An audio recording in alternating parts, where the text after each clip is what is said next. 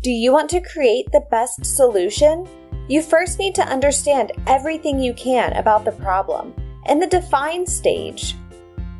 In the define stage, you'll dig deep to understand why the problem exists and what factors contribute to it. You can't just Google the answer to this problem or rely on internet research to help you gain an understanding. In the define stage, you will talk to the people who experience the problem, like students and teachers. You'll consult experts to gain more insight, and you'll observe the environments where the problem takes place. The design team got started by talking to many different students who don't have time for breakfast in the morning. They also talked to students who are able to eat before arriving at school. They said things like, "I just run out of time in the morning. If I could pick anything, I'd have a bacon, egg, and cheese on a bagel. I wish we still had snacks in the vending machine. It's just so hard to stay awake. I'm tired and hungry. I'd eat breakfast if I had time. I'm not really hungry until the middle of first period." They talk to teachers to find out if they see a difference in academic performance and class participation, and see if they know any solutions that have been tried before.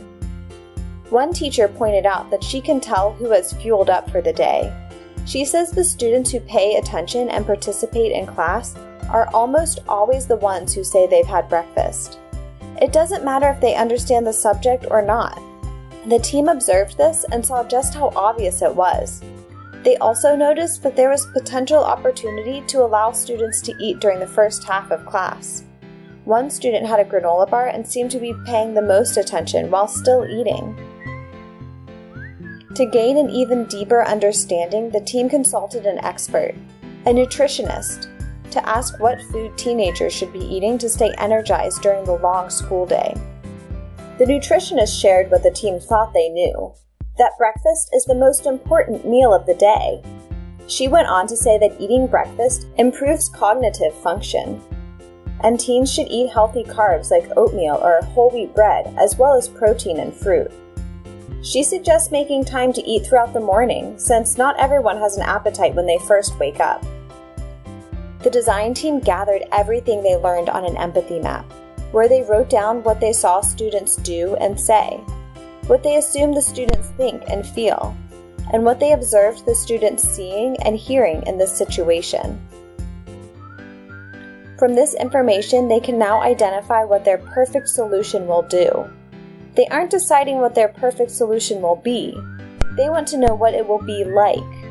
A perfect solution will offer a convenient way to get breakfast or morning snacks, provide a range of choices of food for different tastes, make sure there is time to eat breakfast, educate students on the importance of eating in the morning and what foods to eat, and lastly, offer substitutes for school breakfast because sometimes it's not tasty. Because the team researched, they have a real understanding of the problem and what they need to accomplish in order to solve it. Take time to dig deep to define your problem. What understanding will you gain from defining?